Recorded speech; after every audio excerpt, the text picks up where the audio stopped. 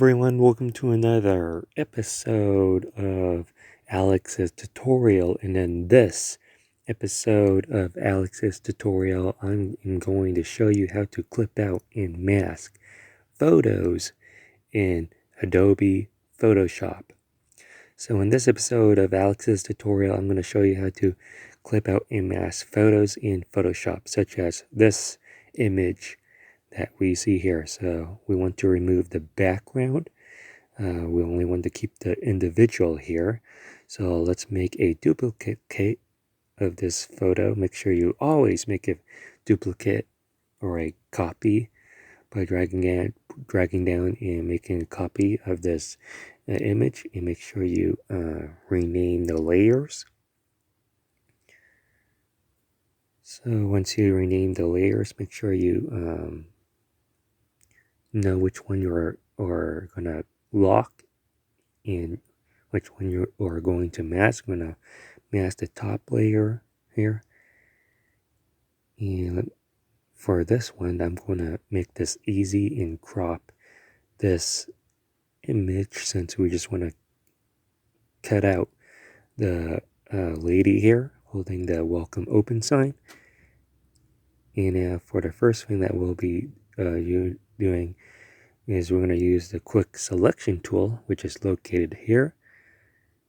Once you change the size of the brush of the quick selection tool, you can adjust the size that you want to use. You can also use Alt if you're on your Windows, or Option. So let's start from here.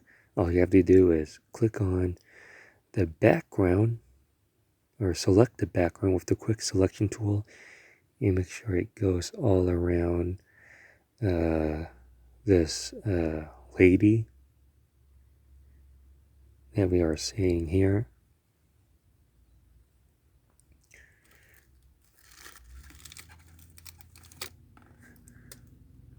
So you can see that the quick selection tool has selected the background. You can also decide whether if you want to keep the hair or not. But since this is a high resolution image, we won't be having issues of jagged edges here. So you can change the brush here and select or deselect the hair image, or the hair strands, I mean. And look how clean this is.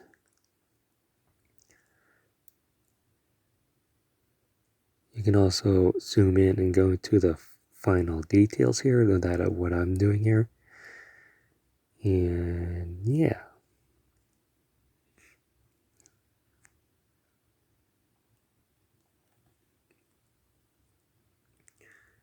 So the next thing that you are going to do is, once you select it, go to the select here and click on inverse.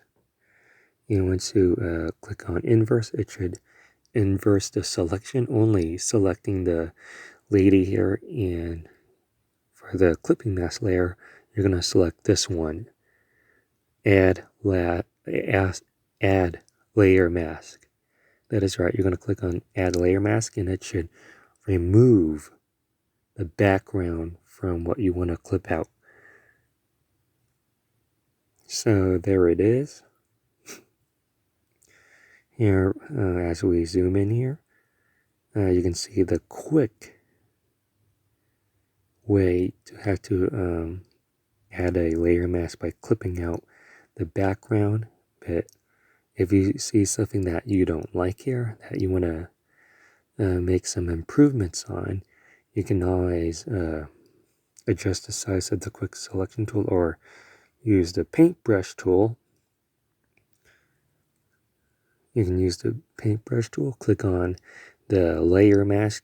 Make sure you click on the layer mask and be sure to know the colors white, means keep, black means to remove.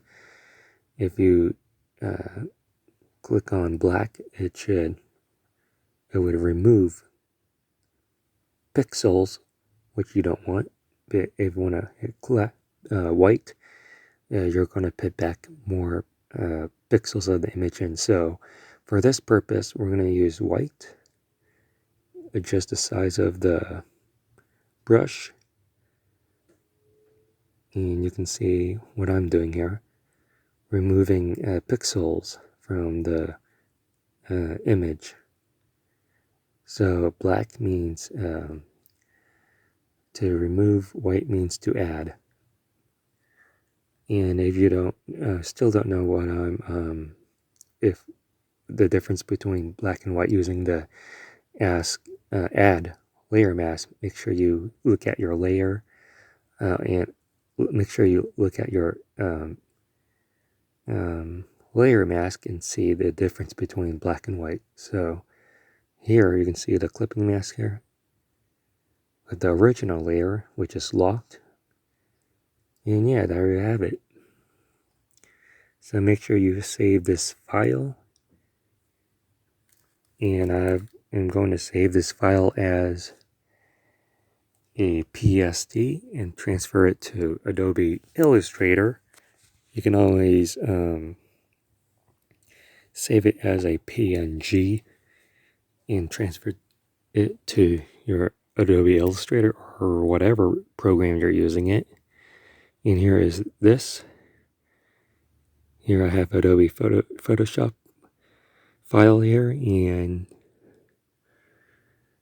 here are the different options. You can always save as a PNG. PNG means you can save this as a transparent photo. But I'm going to save this as a PSD for my own purpose and transfer it to Adobe Illustrator for this project. So make sure you rename the layer clipping mask. You want to also make you also want to keep the original copy of the file and the clipping mask of the file. So I've just opened an Adobe Photoshop file that you see here. Here's the save new file, the PSD file. You can also use a PNG format. But for this, I'm going to transfer this into Adobe Illustrator. Sorry for the confusion, and you can adjust the size of however you want. You can see the transparent file here, and you can see the removed background for this purpose that I'm doing on this project here.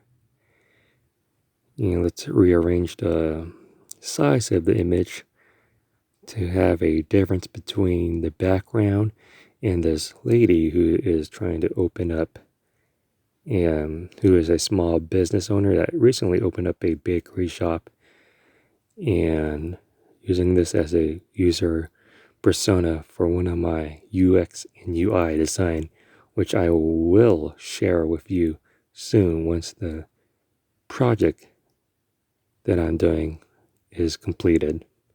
So stay tuned if you are interested in knowing more about UI UX design, as well as other graphic design related works of art. So yeah, that's about it for this episode of Alex's tutorial. If you like this video, please give this video a huge thumbs up. Comment in the comment section below on what you think about this tutorial. Make sure you subscribe to my YouTube channel. Be sure to check out my other YouTube content that is on this channel. And thank you for watching Alex's tutorial. And I will see you on the next one.